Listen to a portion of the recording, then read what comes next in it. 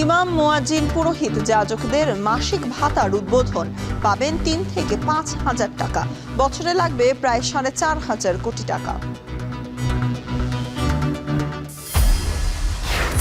ঈদ যাত্রার দ্বিতীয় দিনে কিছু কিছু ট্রেনের দেরি, সড়কে নেই যানবাহনের চাপ। চাহিদা বেড়েছে এয়ার টিকিট ও ট্যুর প্যাকেজের।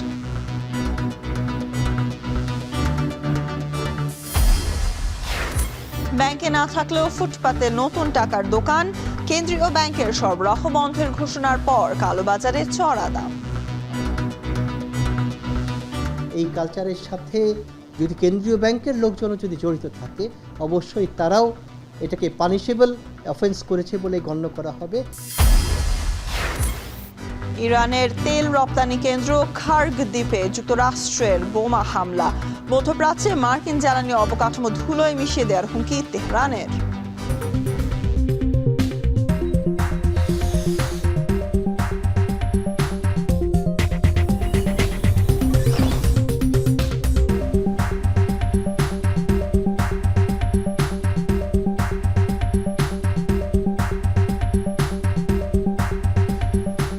স্বাগত এখন ঢাকায়, আর আপনাদের সাথে আছি আমি সুলতানা স্বর্ণা।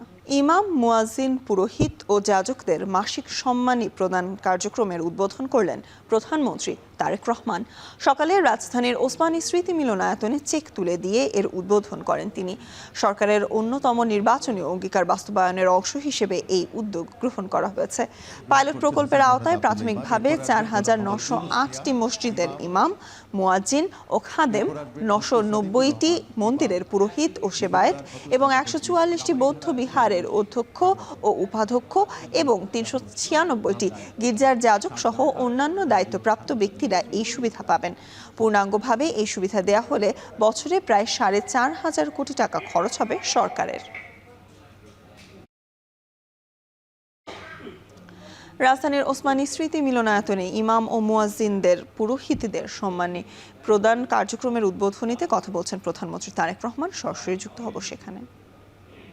ধর্মীয় বিধিবিধান অনুযায়ী নির্দেশিত রয়েছে, সুতরাং ধর্মীয় বিধিবিধানের আলোকেই আপনারা আপনাদের শিক্ষা, দীক্ষা ও যোগ্যতা এবং অভিজ্ঞতাকে কিভাবে আরও বেশি করে দেশ এবং জনগণের কল্যাণের প্রয়োগ করতে পারেন, সেই চিন্তা এবং চেষ্টাও অব্যাহত রাখা অত্যন্ত জরুরি এই দেশের জন্য। অর্থনৈতিকভাবে সমৃদ্ধ রাষ্ট্র মানুষের জীবনে হয়তো আর্থিক স্বাচ্ছন্দ্য নিশ্চিত করে, কিন্তু ধৈর্য, সততা, কৃতজ্ঞতাবোধ, শ্রদ্ধা, আনুগত্য, সংহতি, সহনশীলতা, উদারতা, বন্ধুত্ব, বিনয়, দায় কিংবা দয়া, এই সমস্ত বৈশিষ্ট্যগুলো অর্জন ছাড়া একজন ব্যক্তি মানবিক গুণাবলী সম্পন্ন হয়ে উঠতে পারেন না। এই ধরনের মানবিক বৈশিষ্ট্যগুলো অর্জনের জন্য ধর্মীয়, সামাজিক, নৈতিক মূল্যবোধে উজ্জীবিত হওয়া অত্যন্ত জরুরি বলে আমি মনে করি।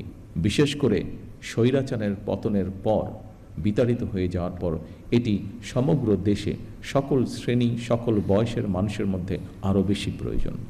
বিশেষ করে আগামী দিন যারা এই দেশকে নেতৃত্ব দেবে তাদের জন্য আরও বেশি প্রয়োজন। এই ধরনের মানবিক বৈশিষ্ট্যগুলো অর্জনের জন্য ধর্মীয়, রাজনৈতিক, সামাজিক, নৈতিক মূল্যবোধে উজ্জীবিত হওয়া অত্যন্ত জরুরি। রাষ্ট্র, সমাজ এবং প্রতিবেশ থেকে অর্জিত আচরণ থেকে মানুষ তার শুদ্ধ জীবন এবং সুস্থ চিন্তার মানসিক নির্দেশনা পায়। পবিত্র হাদিসে বলা হয়েছে, যার আমানতদারি নেই, যার কাছে নিরাপত্তা নেই, সে প্রকৃত ঈমানদার নয়। যার ওয়াদা ঠিক নেই, তার কোনো ধর্মও নেই। প্রতিহিংসা এবং সহিংসতা মুক্ত একটি নিরাপদ সমাজ বিনির্মাণের ক্ষেত্রে ধর্মের এই উদার নৈতিক শিক্ষণীয় বিষয়গুলো অতুলনীয়। আমার বিশ্বাস, একটি নৈতিক, সমৃদ্ধ মানব সমাজ গঠনের জন্য প্রতিটি ধর্মেই এ ধরনের ইতিবাচক বার্তা রয়েছে। সেজন্যই সম্মানিত উপস্থিতিবৃন্দ, সকল ধর্মের সম্মানিত নেতৃবৃন্দ, গুরুবৃন্দ, একটি ধর্মীয়, সামাজিক, নৈতিক মূল্যবোধে সমৃদ্ধ মানবিক মানসিকতা তৈরির ক্ষেত্রে আপনাদের মতন ধর্মীয় জ্ঞানসম্পন্ন মানুষদের ভূমিকা অত্যন্ত গুরুত্বপূর্ণ। সম্মানিত ধর্মীয় নেতৃবৃন্দ, দেশে প্রায় 3.5 লক্ষ বা তার কিছু বেশি মসজিদ রয়েছে। এর বাইরে অন্যান্য ধর্মীয় প্রতিষ্ঠানগুলো রয়েছে। আমরা সারা দেশে মসজিদ এবং এই ধর্মীয় প্রতিষ্ঠানগুলোর ধর্মীয়, সামাজিক এবং নৈতিক শিক্ষা কার্যক্রমের কেন্দ্রবিন্দুতে পরিণত করতে চাই। স্বাধীনতার ঘোষক শহীদ রাষ্ট্রপতি জিয়াউর রহমান সরকারের সময় দেশে প্রথমবারের মতন ইমাম প্রশিক্ষণ একাডেমি চালু হয়েছিল 1993 সালে, যা এখানে আমাদের আজকের একজন আলোচক উল্লেখ করে গিয়েছেন। 1993 সালে বেগম খালেদা জিয়া সরকারের সময় মসজিদ ভিত্তিক শিশু এবং গণশিক্ষা কার্যক্রম চালু হয়েছিল। বর্তমান সরকারও ইমাম মুয়াজ্জিম সাহেবদের জন্য একটি সহ অন্যান্য ধর্মগুরুদের জন্য একটি নির্দিষ্ট হারে সম্মানী ভাতা প্রদানের পাশাপাশি আপনাদেরকে আরো যোগ্যতরভাবে নেতৃত্ব দেওয়ার জন্য আরো কিভাবে রাষ্ট্রীয় উন্নয়নে আপনাদের প্রতিভাকে ব্যবহার করা যায় সেই পরিকল্পনাও গ্রহণ করার কাজে হাত দিয়েছে। বিভিন্ন ধর্মীয় সম্প্রদায়ের সম্মানিত নেতৃবৃন্দ, খতিব, ইমাম, মুয়াজ্জিমদের সম্মানী ভাতা দেওয়ার যে কর্মসূচি বর্তমান সরকার, আপনাদের সরকার চালু করেছে, এই কর্মসূচির অধীনে প্রথম পর্যায়ে পাইলটিং স্কিমের আওতায় মোট 4,908টি মসজিদ, 990টি মন্দির এবং 144টি বৌদ্ধ বিহারে মোট 16,992 জন এই মাসিক সম্মানী পাওয়া শুরু করেছেন আজ থেকে। পর্যায়ক্রমিকভাবে ইনশাআল্লাহ সবাইকে এই কর্মসূচির আওতায় অন্তর্ভুক্ত করা হবে। বিভিন্ন শ্রেণী পেশার মানুষের জন্য সরকারের এইসব অর্থনৈতিক কর্মসূচি উদ্যোগের মূল উদ্দেশ্য হচ্ছে, যা আমি আগেই উল্লেখ করেছি, নাগরিকদেরকে অর্থনৈতিকভাবে স্বাবলম্বী করে গড়ে তোলা।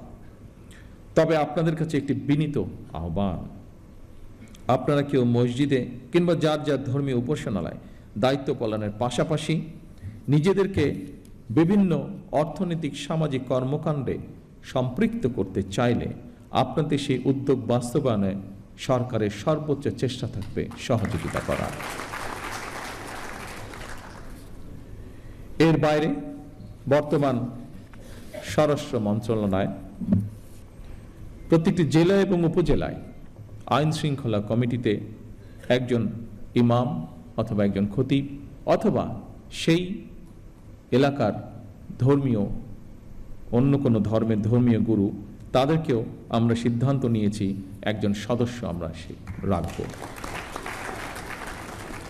সম্মানিত উপস্থিতিবৃন্দ, আমরা আজ সব ধর্মের মানুষ একসঙ্গে বসেছি, এক কাতারে বসেছি। এটি আমাদের বাংলাদেশের আবহমান কালের ঐতিহ্য। কেউ যেন আমাদের মধ্যে বিভেদ সৃষ্টি করতে না পারে। মুসলমান, হিন্দু, বৌদ্ধ, খ্রিস্টান, আমরা সবাই মিলে ইনশাল্লাহ একটি শান্তিময়, শান্তিপূর্ণ বাংলাদেশ গড়ে তুলব একসাথে। সকলের জন্য আমরা গড়ে তুলব একটি নিরাপদ রাষ্ট্র, একটি নিরাপদ সমাজ, যা প্রতিটি শ্রেণী পেশার মানুষের কাম্য। আমার বক্তব্য শেষ করার পূর্বে আমি আজকের এই দিনটিকে, আজকের আমাদের দলীয় ইশতেহারের এই কার্যক্রমটিকে সফল করার জন্য বিভিন্ন মন্ত্রণালয় সহ, বিভিন্ন মন্ত্রণালয়ের কর্মকর্তা সহ বিভিন্ন ডিপার্টমেন্টের যে সকল ব্যক্তি অক্লান্ত পরিশ্রম করেছেন, যাদের সহযোগিতায় বর্তমান সরকারের নির্বাচনে এই ম্যানিফেস্টোটি আলোর মুখ দেখতে পেয়েছে, কাজ শুরু করেছে, তাদের সকলকে আমি জানাই আন্তরিক শুভেচ্ছা, তাদের সকলকে আমি জানাই আন্তরিক ধন্যবাদ। পরিশেষে আসুন আবারও আমরা আজকের এই অনুষ্ঠানের মাধ্যমে শপথ গ্রহণ করি, আমাদের এই প্রিয় বাংলাদেশকে আমরা একটি এমন দেশ হিসেবে গড়ে তুলব যেখানে আমরা সকলে, প্রতিটি ধর্মের মানুষ, প্রতি শ্রেণী পেশার মানুষ, আমরা শান্তিতে বসবাস করতে পারি। সকলকে একসাথে নিয়ে আমরা যাতে দেশকে গড়ে তুলতে পারি, এই হোক আমাদের শপথ, এই হোক আমাদের প্রত্যাশা। সকলে ইনশাল্লাহ ভালো থাকবেন, সকলে ইনশাল্লাহ সুস্থ থাকবেন। আল্লাহ হাফেজ। বাংলাদেশ জিন্দাবাদ। ইমাম, মুয়াজ্জিন, পুরোহিত এবং যাজকদের সম্মাননী প্রদান কার্যক্রমের উদ্বোধনী অনুষ্ঠানে কথা বলছিলেন প্রধানমন্ত্রী তারেক রহমান। ঈদ যাত্রার দ্বিতীয় দিনেও ট্রেনের স্বস্তিতে বাড়ি ফিরছেন রাজধানীবাসী। কমলাপুর রেল স্টেশন থেকে সময় মতো ছেড়ে গেছে অধিকাংশ ট্রেন, তবে কয়েকটি ট্রেন 20 মিনিট পর্যন্ত দেরিতে ছেড়েছে। এছাড়া ঝামেলা এড়াতে পরিবারের নারী ও বয়স্ক সদস্যরা আগেই রওনা দিয়েছেন। আফজাল হোসেনের প্রতিবেদনে বিস্তারিত। হুইসেল বাজিয়ে সামনে গড়াচ্ছে ট্রেন। কামরার ভেতর বসে বাড়ি ফেরার স্বপ্নে বিভোর শিশু থেকে বৃদ্ধ সবাই। এই দিনটির জন্য বছর জুড়ে অপেক্ষা করেন ঢাকাবাসী। নিজ আঙিনায় চেনা মানুষের সাথে ঈদের মুহূর্তগুলো রঙিন করার প্রত্যাশা তাদের। নানু বাড়ি, দাদু বাড়ি ঈদ করবো, অনেক মজা হবে। আমি যাচ্ছি আমার নানু বাসায়। ট্রেন দিয়ে যাওয়াটা এটা অনেক সৌভাগ্যের বিষয়, আরেকটা ঈদের মতো। তো বাড়িতে সবার সাথে ঈদ করবো, কষ্ট থাকবে না। সন্তানের আনন্দে নিজেদের আনন্দ খুঁজে পান বাবা মায়েরা। ঈদের ছুটিতে পরিবারের কাছে ছুটে যান অন্যান্য ধর্মাবলম্বীরাও। ঘোরার জন্যই যাচ্ছি, ছুটি তো সহজে পাওয়া হয় না। অনেক ভালো লাগতেছে, বাড়িতে দিয়েছি ফার্স্ট টাইম আমার বাচ্চাকে নিয়ে বাবা মার সঙ্গে ঈদ করবে, নানা নানি। অনেক ভালো লাগে, বাড়িতে আরো আসছে সবাই, বাচ্চা কাচ্চা সবার সাথে একসাথে ঈদ করবো, অবশ্যই আনন্দের। আমার শাশুড়ি আছে, দেবর বাসা সবাই আছে, সবার সাথে আমরা ঈদ করবো একসাথে। অনেক দিন পর সবার সাথে, ছোটবেলার ফ্রেন্ডরা, কলেজের ফ্রেন্ডরা সবার সাথে দেখা হবে একসাথে, খুব ভালো লাগছে। কমলাপুর স্টেশন ম্যানেজার সাজেদুল ইসলাম বলেন, শনিবার বিভিন্ন গন্তব্যে 40টি ট্রেন যাচ্ছে। গুরুত্বপূর্ণ রুটে অতিরিক্ত বগি সংযোজন করা হয়েছে। 16 মার্চ থেকে চলবে বিশেষ ট্রেন। আশা করছি যে আগামীকাল থেকে এই ট্রেনগুলো রাইট টাইম ছেড়ে যাবে। এই ট্রেনগুলো আজকে যে যখন ফিরে আসবে তখন আমরা পর্যাপ্ত সময় হাতে পাবো। আশা করছি আগামীকাল থেকে রাইট টাইম ছেড়ে যাবে। গুরুত্বপূর্ণ বেশ কিছু ট্রেনে এক্সট্রা কোচ সংযোজন করা হয়েছে। পূর্বাঞ্চল এবং পশ্চিমাঞ্চল দুই অঞ্চলের ট্রেনেই সংযুক্ত করা হয়েছে। ঈদের ট্রেন যাত্রার দ্বিতীয় দিনে এসে বেশ কয়েকটি ট্রেন 15 থেকে 20 মিনিট দেরিতে ছেড়েছে, যদিও শিডিউল বিপর্যয় হবে না বলে জানিয়েছে কর্তৃপক্ষ। আফজাল হোসেন, এখন, ঢাকা। ঈদ যাত্রা শুরু হলেও গাজীপুরের ঢাকা ময়মনসিংহ ও ঢাকা টাঙ্গাইল মহাসড়কে নেই বাড়তি যানবাহনের চাপ। পোশাক কারখানা ছুটি না হওয়ায় বাস কাউন্টারগুলোতে নেই যাত্রীদের অতিরিক্ত ভিড়। যানজট না থাকায় স্বস্তি নিয়ে বাড়ি ফিরছেন ঘরমুখো মানুষ। এ নিয়ে আরও বিস্তারিত জানাতে গাজীপুরের ঢাকা ময়মনসিংহ মহাসড়ক থেকে যুক্ত হচ্ছেন সহকর্মী ইফতেখার রায়হান। ইফতেখার, মহাসড়কে যানবাহনের ভিড় কেমন দেখছেন? কোনো ভোগান্তি আপনার চোখে পড়েছে কিনা?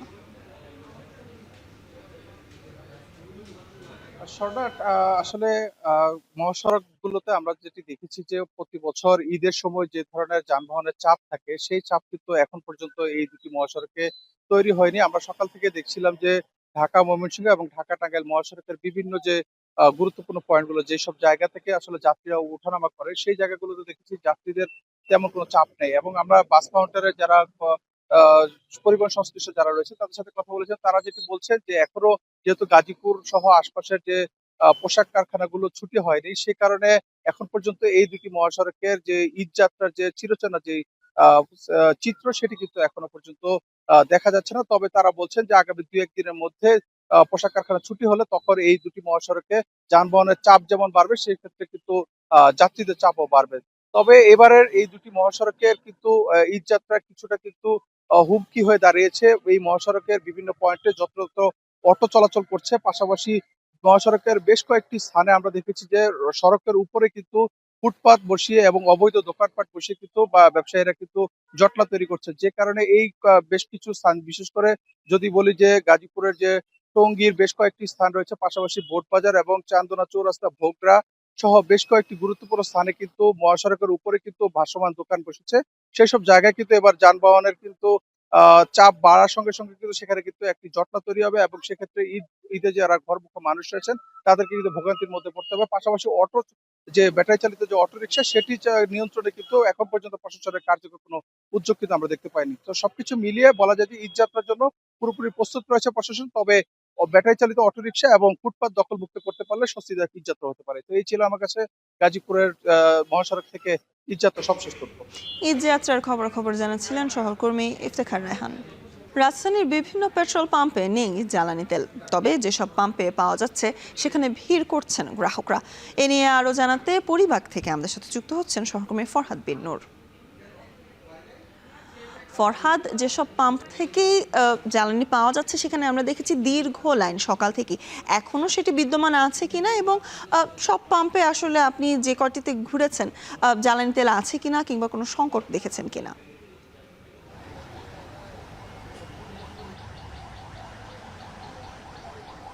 সেটা আমরা এই মুহূর্তে যেই পেট্রোল পাম্পে রয়েছে এখানে কিন্তু আমরা সকাল থেকেই দেখছি যে একটি দীর্ঘ লাইন রয়েছে।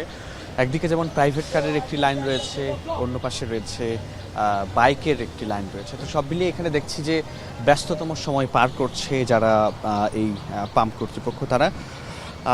এবং আমরা পাম্পের সঙ্গে এখানে লোকজনের সঙ্গে কথা বলেছি, তারা বলছেন যে কোনো প্রকার সংকট নেই তেলের, তারা ডিপো থেকে পর্যাপ্ত তেল নিয়ে আসতে পারছেন এবং তারা গ্রাহকদেরকে তাদের চাহিদা মতো তেল দিতে পারছেন। চাহিদা মতো বলতে আমরা এখানে যে দৃশ্যটি দেখছি, প্রাইভেট কারগুলোকে সর্বোচ্চ 10 লিটার তেল দেওয়া হচ্ছে, এছাড়া যারা রাইড শেয়ারিং করেন তাদেরকে সর্বোচ্চ 5 লিটার তেল দেওয়া হচ্ছে বাইকারদেরকে, আর যারা স্বাভাবিকভাবেই নর্মাল বাইকার রয়েছে তাদেরকে 2 লিটার করে তেল দেওয়া হচ্ছে। তো এখানে আমরা সেরকম সংকট কিন্তু দেখছি না। একই রকম ভিন্ন রকম চিত্র যদি একটু বলি, আমরা এছাড়া অন্যান্য যেসব পাম্পে ঘুরেছি বিভিন্ন জায়গায় দেখেছি সেখানে কিন্তু পেট্রোল পাম্পগুলো বন্ধ রয়েছে। আমরা যখন জানতে চেয়েছি যে ডিপো থেকে তারা তেল আনতে পারছেন কিনা, তারা বলছেন যে ডিপো খোলা থাকলেও সেখান থেকে তারা পর্যাপ্ত তেল নিয়ে আসতে পারছেন না, সেরকম একটি সংকটের কথা কিন্তু তারা বলছেন। আর যারা গ্রাহকরা রয়েছেন তারা কিন্তু বলছেন যে যেহেতু বিভিন্ন পেট্রোল পাম্প বন্ধ রয়েছে সে কারণে কিন্তু তারা এক পেট্রোল পাম্প থেকে আরেক পেট্রোল পাম্পে তাদেরকে যেতে হচ্ছে, এরকম একটা ভোগান্তির মধ্য দিয়ে কিন্তু তাদেরকে যেতে হচ্ছে। পেট্রোল পাম্পের বিভিন্ন মালিক বলছেন যে যেই সংকটটা আগে ছিল বা চাপ বেশি ছিল সেই চাপটা এখন অনেকটাই কমে গিয়েছে, 2-1 দিনের মধ্যে সেই পরিস্থিতি অনেকটাই স্বাভাবিক হয়ে যাবে, তারা সেটি প্রত্যাশা করছেন। স্বর্ণা, এই ছিল আমার কাছে সবচেয়ে তথ্য। সহকর্মী ফরহাদ বিন নূর যুক্ত ছিলেন পরিবাগ থেকে। শেষ মুহূর্তের কেনাকাটায় জমে উঠেছে রাজধানীর ফুটপাথ থেকে শুরু করে রাজধানীর বিভিন্ন শপিং মল এবং বিপণী বিতান। এ নিয়ে আরও জানাতে রাজধানীর নিউ মার্কেট এলাকা থেকে যুক্ত হচ্ছেন সহকর্মী মেহরিন অ্যানি। অ্যানি, কেমন জমে উঠেছে ঈদের কেনাকাটা? সাপ্তাহিক ছুটির দিনের সকালে কেমন ভিড় লক্ষ্য করছেন এবং তার সাথে আসলে জানাবেন ক্রেতাদের কোনো অভিযোগ রয়েছে কিনা? স্বর্ণা, যেহেতু আজকে সাপ্তাহিক ছুটির দিন আর 3 দিন পরে কিন্তু ঈদের ছুটি শুরু হয়ে যাচ্ছে, তো সেই জায়গা থেকে সকাল থেকে আসলে এই যে নিউ মার্কেট এলাকাটি আছে এখানে কিন্তু সকাল থেকেই ক্রেতারা আসছেন এবং আপনি দেখতে পাচ্ছেন আমার পেছনে কিন্তু ক্রেতাদের বেশ উপচে পড়া ভিড় বলা চলে। এখন দুপুর বেলা, তো দুপুরের দিকে কিন্তু সকাল থেকে আমি এই নিউ মার্কেট এলাকাতে আছি, সে সকাল থেকেই ক্রেতারা আসছেন এবং কেউ আসছেন পরিবার নিয়ে, আবার কেউ একা এসেছেন পরিবারের সকলের জন্য কেনাকাটা করতে এবং ক্রেতাদের মধ্যে দেখতে পাচ্ছি যে তারা আসলে এই যে শেষ সময়ে কিছুটা পছন্দসই এবং বিভিন্ন ডিজাইনের জামা কাপড়, পোশাক, এছাড়া জুতা, এসব জিনিস কেনার জন্য কিন্তু নিউ মার্কেট এলাকাতে আসছে। যেহেতু নিউ মার্কেটে সব ধরনের পণ্যই আসলে পাওয়া যায় এবং কিছুটা কমে পাওয়া যায়, সেই কারণে কিন্তু এখানে সকাল থেকেই ক্রেতারা ভিড় করছে এবং বিক্রেতারাও বলছে যে শুরুর দিকে কিছুটা বিক্রি কম থাকলেও এই রোজার শেষের দিকে এবং ঈদের আগে থেকে কিন্তু অনেকটাই বিক্রি বেড়েছে এবং তারা বলছেন যে এখন আসলে ক্রেতারা যারা আসছেন তারা মূলত অযথা ঘোরাঘুরি করার জন্য নয়, তারা আসলে কেনাকাটা করার জন্য আসেন। আর যেটি বলছিলেন যে ক্রেতাদের আসলে কোনো অভিযোগ আছে কিনা, যেহেতু আসলে ঈদের শেষ চলে এসেছে এবং রোজারও শেষ, তো সেই জায়গা থেকে তারা আসলে যতটা আসলে কমে পারা যায় সেইভাবেই কিনছেন এবং তারা বলছেন যে আসলে দাম কিছুটা বেশি, তবে আসলে সাধ্যের বাইরে নয়। তো মোটামুটি এই ছিল আমার কাছে নিউ মার্কেট এলাকা থেকে ঈদের কেনাকাটার সবশেষ। মেহরিন অ্যানি জানাচ্ছিলেন ঈদ কেনাকাটার খবর। ঈদে নিজেকে সাজাতে প্রসাধনীর বাজারে ভিড় করছেন নারীরা। মান ভালো এবং দাম তুলনামূলক সাশ্রয়ী হওয়ায় বিদেশি ব্র্যান্ডকে ছাপিয়ে ক্রেতাদের মন জয় করে নিয়েছে মমতাজ সহ দেশীয় প্রসাধনীর ব্র্যান্ডগুলো। নানা ধরনের প্রসাধনী সামগ্রীর বিক্রি বেড়েছে কয়েক গুণ। হাজিরা শিউলি জানাচ্ছেন বিস্তারিত। নগরীর বিপণী বিতানগুলোতে প্রসাধনীর বিক্রি এখন তুঙ্গে। সারা বছর মেহেদির চাহিদা থাকলেও ঈদের সময় বিক্রি বাড়ে কয়েক গুণ। একসময় বিদেশি ব্র্যান্ডের প্রতি ক্রেতাদের বাড়তি আকর্ষণ থাকলেও মান ভালো ও দামে কম হওয়ায় এখন ক্রেতারা দেশীয় ব্র্যান্ডের মেহেদি ও প্রসাধনীর দিকে ঝুঁকছেন। মেহেদি চলতেছে, মমতাজটাই একটু বেশি। আমাদের অন্যান্য বছরের চাইতে এবছর মানুষের গ্রাহকের চাহিদা বেড়ে গেছে। ন্যাচারাল কালারের কারণে অর্গানিক মেহেদির চাহিদা বেশি। এক্ষেত্রে মমতাজের মেহেদি ক্রেতাদের মন জয় করেছে। আমাদের দেশে প্রোডাক্ট মমতাজেরও যথেষ্ট প্রোডাক্ট আছে। এটার কালারটা খুবই ন্যাচারাল, ভালো লাগে হাতের মধ্যে। ঈদ যতই ঘনিয়ে আসবে বিক্রিও তত বাড়বে, প্রত্যাশা পরিবেশক ও বিক্রেতাদের। হাজারের শিউলি, এখন চট্টগ্রাম। থাকছে আন্তর্জাতিক প্রসঙ্গ। ইরানের প্রধান তেল রপ্তানি কেন্দ্র খার্গ দ্বীপে বড় বোমা হামলার দাবি করেছে যুক্তরাষ্ট্র, যদিও তেহরান বলছে এতে জ্বালানি স্থাপনায় কোনো ক্ষয়ক্ষতি হয়নি। আর ট্রাম্পকে হুঁশিয়ারি দিয়ে ইরানের সশস্ত্র বাহিনীর মুখপাত্র বলেছেন, তাদের জ্বালানি স্থাপনায় আঘাত করলে মধ্যপ্রাচ্যে মার্কিন মালিকানাধীন জ্বালানি অবকাঠামো ধুলোয় মিশিয়ে দেওয়া হবে। এদিকে যুদ্ধের 15তম দিনে তেল আবিব ও উপসাগরীয় দেশ কুয়েত ও সৌদি আরবে হামলা করেছে ইরান। সতীর্থ কর্মকার জানাবেন বিস্তারিত। গেল রাতের হুমকির পর এবার ইরানের খার্গ দ্বীপে মধ্যপ্রাচ্যের ইতিহাসে সবচেয়ে বড় বোমা হামলা চালালো যুক্তরাষ্ট্র। ট্রুথ সোশ্যালের পোস্টে খোদ মার্কিন প্রেসিডেন্ট দাবি করেছেন, ক্রাউন জুয়েল খ্যাত দ্বীপ খার্গে গুড়িয়ে দেওয়া হয়েছে ইরানের সামরিক অবকাঠামো। তেহরানের প্রধান তেল রপ্তানি কেন্দ্র হিসেবে পরিচিত এই খার্গ দ্বীপের টার্মিনাল থেকে রপ্তানি হয় ইরানের 90%-এরও বেশি অপরিশোধিত তেল।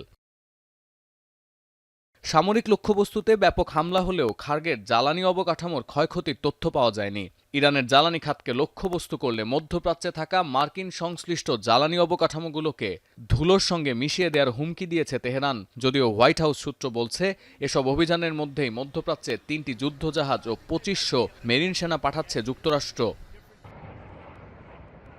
এদিকে খার্গ ছাড়াও রাজধানী তেহরানের দফায় দফায় বোমা হামলা অব্যাহত রেখেছে ইসরায়েল ও যুক্তরাষ্ট্রের যৌথ বাহিনী। হামলার হুমকি দিয়ে ইরানের তাবরিজের বাসিন্দাদের শহর ছাড়ার নির্দেশ দিয়েছে আইডিএফ। অন্যদিকে ভিন্ন ফ্রন্টে লেবাননের হিজবুল্লাহর সঙ্গে যুদ্ধ করছে ইসরায়েলি সেনারা। দক্ষিণ লেবানন ও বৈরুতেও ইসরায়েলি বিমান হামলায় বেসামরিক মানুষের প্রাণহানির খবর পাওয়া যাচ্ছে। বৈরুত সফরকালে মধ্যপ্রাচ্য সংঘাত নিয়ে উদ্বেগ জানিয়ে যুদ্ধ থামানোর বার্তা দিয়েছেন জাতিসংঘ মহাসচিব। আর এসবের ভেতরেই দাঁত ভাঙা জবাব দিয়ে যাচ্ছে ইরান। শুক্রবার রাতে তেহরানের ক্ষেপণাস্ত্র হামলায় লণ্ডভণ্ড হয়ে গেছে মধ্য ইসরায়েল। তেল আবিব ও দক্ষিণ প্রান্তেও চলছে হামলা। আর উপসাগরীয় দেশগুলোর মধ্যে শনিবার নতুন করে হামলার কবলে পড়েছে কাতার, কুয়েত ও সৌদি আরব। ড্রোন হামলা হয়েছে ইরাকের বাগদাদে মার্কিন দূতাবাসের হেলিপ্যাডে। সামাজিক মাধ্যমে আরব আমিরাতে ইরানের হামলার আসল ও এআই উভয় ধরনের ভিডিও শেয়ার করায় এক বাংলাদেশি সহ মোট 10 জনকে আটক করা হয়েছে। নিরাপত্তা ঝুঁকির কারণে জরুরি সেবায় নিয়োজিতরা ছাড়া বাকি মার্কিন কর্মকর্তাদের পরিবার সহ ওমান ত্যাগের নির্দেশ দিয়েছে যুক্তরাষ্ট্রের পররাষ্ট্র দপ্তর। সতীর্থ কর্মকার, এখন বিশ্ব। শেষ করছে এখন ঢাকা। তবে এখন টেলিভিশন ওয়েবসাইটে দেখতে ভিজিট করুন www.ekon.tv। এছাড়া ফেসবুকে দেখতে ভিজিট করতে পারেন facebook.com/tv.ekon। এছাড়া ইউটিউবে দেখা যাচ্ছে youtube.com/c/ekontv-তে।